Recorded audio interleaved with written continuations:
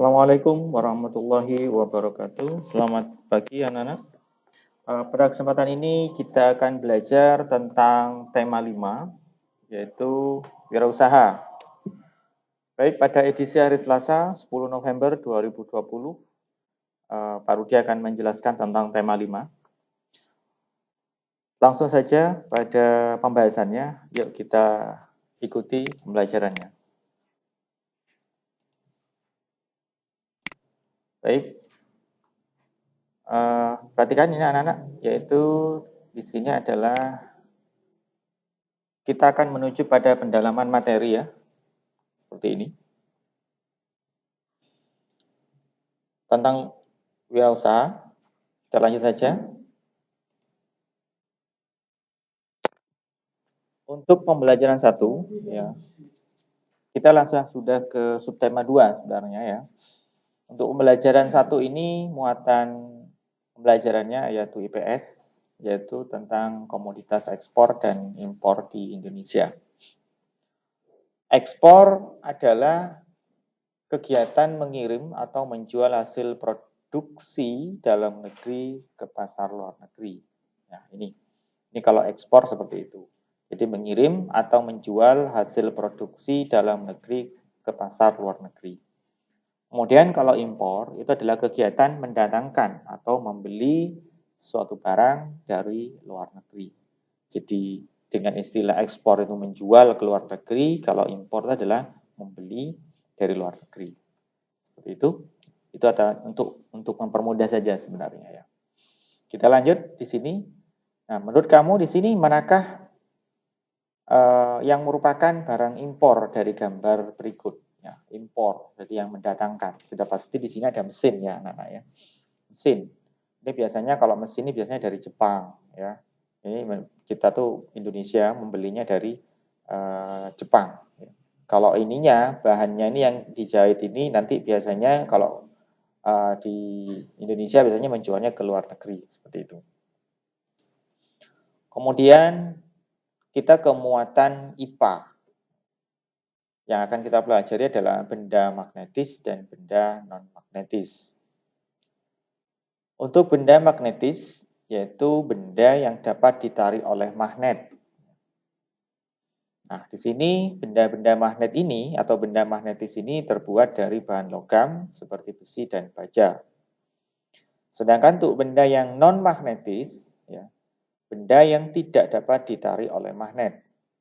Kita lihat di sini, benda non-magnetis terbuat dari bahan non-logam seperti kayu, kaca, karet, dan plastik.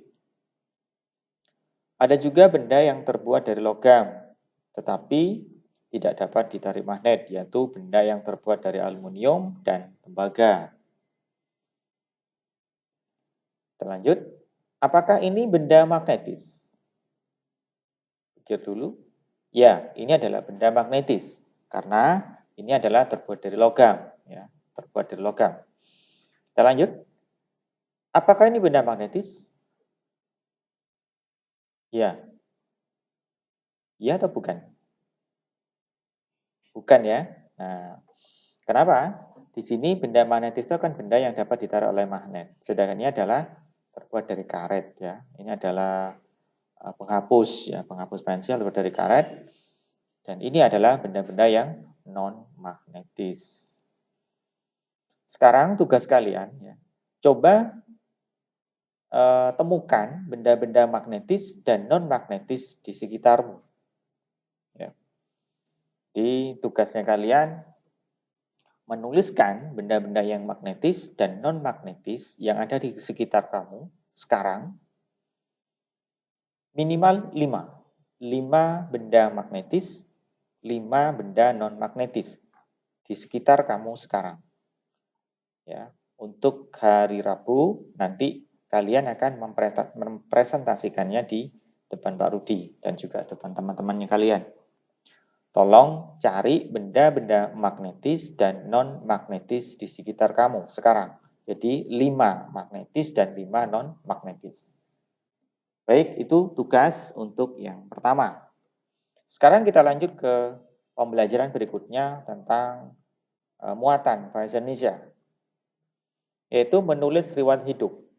Kita lihat di sini, riwayat hidup adalah tulisan yang berisi informasi diri, meliputi identitas diri, serta kegiatan yang telah dilakukan. Riwayat hidup harus didasarkan pada fakta dan disajikan dengan sangat rinci. Seperti ini. Kita lihat contohnya di sini, daftar riwayat hidup. Ini riwayat hidup ada di atas ya, di tengah. Seperti ini contohnya. Kemudian ada nama lengkap. Misalkan di sini ada Dedi Irawan, umurnya 12 tahun, tempat dan tanggal lahir, Jakarta 17 Agustus 2006, bangsa warga negara Indonesia, alamatnya Jalan Sejahtera, nomor 115, Cibubur, Jakarta. Menerangkan dengan sesungguhnya. Di sini yang pertama adalah pendidikannya. 1, TK Melati dari tahun berapa sampai berapa. Nah, ya. Yang kedua, SD Erlangga dari tahun 2013 sampai sekarang. Prestasinya juga disebutkan. Juara 1 lomba cerdas cermat, misalkan seperti itu. Juara apa dan tolong disebutkan di sini. Prestasinya apa. Kemudian kegiatannya. Kegiatannya adalah kegiatan, misalkan dia pernah mengikuti kegiatan anggota koperasi sekolah. Kemudian juga anggota UKS. Kalau kalian misalkan pernah ikut di anggota pramuka misalkan, boleh. Kemudian di sini Jakarta 15 Juli 2018. Ini menandakan yang bahwa ini adalah tempat dibuatkannya riwayat hidup tadi di Jakarta. Kalau misalkan kalian nanti buatnya di Probolinggo, kalian tulis saja di sini Probolinggo, koma, tanggal dibuatkannya. Jadi kalau misalkan buatnya adalah hari ini, 10 November 2020. Kemudian di sini ada nama kalian. Misalkan kalau namanya adalah Dedi Irawan atau Dedi Irwan, maka tuliskanlah nama kalian. Terus biasanya ada tanda tangan di sini. Ya. Seperti itu. Baik, kita lanjut. Hal-hal yang harus ditulis dalam riwayat hidup. Kita lihat di sini. Ada identitas diri. Di sini meliputi nama, ada usia, ada alamat, ada tempat, dan tanggal lahir, serta kontak yang dapat dihubungi atau nomor handphonenya. Bisa juga seperti itu. Kemudian riwayat pendidikan. Di sini merupakan daftar yang berisi informasi pendidikan yang pernah atau sedang ditempuh. Yang pernah kemarin atau sedang ditempuh sekarang. Keterampilan atau kemahiran berisi daftar keterampilan yang dimiliki. Seperti keterampilan bahasa asing, keterampilan bermusik, keterampilan berolahraga, atau keterampilan dalam bidang teknologi. Kemudian prestasi meliputi berbagai penghargaan yang pernah diraih dari dahulu hingga sekarang. Kemudian pengalaman berorganisasi atau kepanitiaan. Di sini meliputi kegiatan atau organisasi yang pernah diikuti semasa sekolah hingga saat ini. Seperti ekstrakurikuler, komunitas, dan seminar. Baik anak-anak, ini adalah tugas kalian yang kedua. Kalian membuat daftar riwayat hidup sendiri dengan nama-nama kalian tadi. Silahkan kalian ketik, boleh kalian tulis tangan di buku, atau kalian ketik saja, sehingga nanti hari Rabu bersama dengan Pak Rudi kalian mempresentasikan, menunjukkan kepada temanmu daftar riwayat hidup yang kalian buat. Saya ulang kembali, tugas kalian yang kedua adalah membuat daftar riwayat hidup punya kamu sendiri. Silakan kalian boleh ketik, boleh kalian tulis tangan, dan kalian presentasikan di hari Rabu mendatang. Baik, itu adalah tugas kalian yang kedua. Sekarang kita ke bagian poster. Ini adalah muatan SPDB. Kita lihat di sini anak-anak ada poster seperti ini. Terdapat judul poster pada bagian atas poster. Kita lihat di sini ada judulnya, yaitu kursus gratis bersama penerbit Erlangga. Misalkan seperti ini. Di dalam poster tertera nama penyelenggara yang mengadakan pameran. Ya, betul sekali. Di sini ada Erlangga. Ya. Kemudian informasi singkat tentang isi pameran. Baik, di sini ada informasi singkat ya. Salah satunya adalah seperti ini. Kamu punya bakat menggambar, bikin sketsa atau melukis dan usia 10-15 tahun. Ayo segera daftarkan diri kamu di sini. Dan seterusnya ya. Kemudian ada waktu dan tempat diselenggarakannya acara pameran. Betul sekali. Di sini ada tempat, misalkan placement Sabtu, tes Sabtu ya, ada waktu tanggal 28 Mei 2018 misalkan seperti ini. Kemudian ada juga tempatnya. Ya, kalian di sini bisa dicari tempatnya ada di mana. Ya, kita lihat. Ya, kita lihat di sini ada di jalan, ini kecil sekali ya tulisannya anak-anak ya, kalian baca sendiri. Kontak dapat dihubungi, di sini juga ada nomor kontak, ada yang di kecil ini, ada jalannya juga, alamat dan juga nomor kontak ya, bisa dibaca sendiri. Nah, seperti itu adalah bagian-bagian dari poster yang sangat lengkap ya. Kita lihat lagi.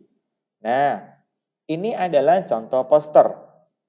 Poster pengumuman akan diadakan lomba sepak bola antar sekolah se-Jakarta. Misalkan seperti ini. Ada gambarnya bola, kemudian juga ada macam-macam seperti ini. Cuma di sini tidak ada tanggalnya, tidak ada waktu, tidak ada informasi pentingnya, dan sebagainya.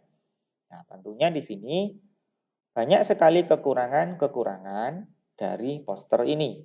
Mungkin juga ada kelebihannya dan sebagainya dari poster ini. Nah, apakah kelebihan dan kekurangan dari poster berikut? Baik, ini adalah tugas yang ketiga. Kalian cari kelebihan dan kekurangan dari poster berikut. Tadi kalian sudah mendapatkan contoh poster yang sangat lengkap. Nah, sekarang kalian cari kelebihan dan kekurangan dari poster berikut. Baik, kita lanjut sekarang.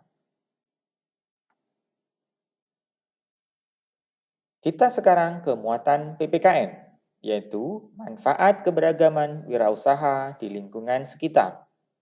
Kita lihat di sini anak-anak kegiatan wirausaha, ada yang membuka warung bakso asli daging sapi.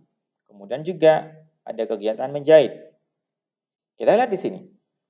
Nomor 1, manfaatnya adalah memenuhi kebutuhan manusia yang beragam jenisnya.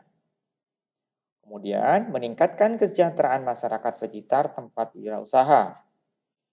Menciptakan inovasi baru yang bermanfaat bagi masyarakat. Membantu membangun pembangunan nasional dalam bidang perindustrian. Mengurangi pengangguran dan meningkatkan persatuan dan kesatuan antar pemilik dengan warga sekitar. Baik, sekarang kita ke muatan IPA lagi, yaitu tentang kegunaan magnet dalam kehidupan sehari-hari. Suatu contoh adalah seperti ini. Di dalam karet pintu kulkas terdapat magnet, ya. Jadi adalah pintu kulkas, di sini ada magnetnya yang menempel erat pada bingkai pintu yang terbuat dari besi. Betul ya? Kita lanjut. Nah, pin berisi magnet dapat menempel di pintu kulkas yang terbuat dari besi. Jadi di sini ada pin yang terbuat dari magnet, kita tempelkan, kemudian juga misalkan di sini ada kertas atau pengumuman kepada anggota keluarga, maka pin ini bisa menempelkan kertas tadi. Kita lanjut. Ini juga adalah salah satu contoh. Penjepit tas berisi magnet agar tas dapat tertutup dengan rapat. Ini adalah contohnya. Seperti ini. Kemudian ada tangkai obeng yang mengandung magnet sehingga memudahkan memasang mur. Seperti ini. Kadang murnya jatuh, kita ngambilnya cukup pakai ini saja, sudah nempel. Baik, kita ke muatan bahasa Indonesia lagi anak-anak. Ini tentang daftar riwayat hidup. Informasi yang ditulis dalam riwayat hidup dapat disesuaikan dengan informasi tentang diri sendiri. Jadi memang harus diri sendiri. Misalnya karena kamu masih seorang pelajar dan belum bekerja dalam produkmu, kamu tidak perlu menuliskan riwayat pekerjaan. Betul ya? Kamu dapat mengganti informasi riwayat pekerjaan dengan informasi lainnya, seperti prestasi yang pernah diraih selama sekolah, data orang tuamu, ataupun keterampilan yang dimiliki. Baik anak-anak, itu saja ya pembelajaran dari Pak Rudi untuk hari ini. Saya stop dulu.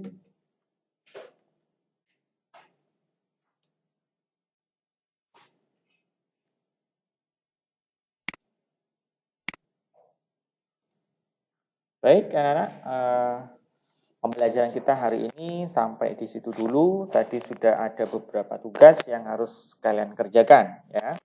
Seperti kalian menganalisa tadi itu posternya itu kelebihannya apa, kekurangannya apa ya.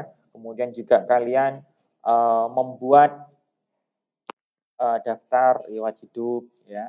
Nah, seperti itu. Jadi tolong nanti dikerjakan dulu, kemudian nanti hari Rabu kita akan bahas bersama ya. Baik, itu saja dari Pak Rudi. Wassalamualaikum warahmatullahi wabarakatuh.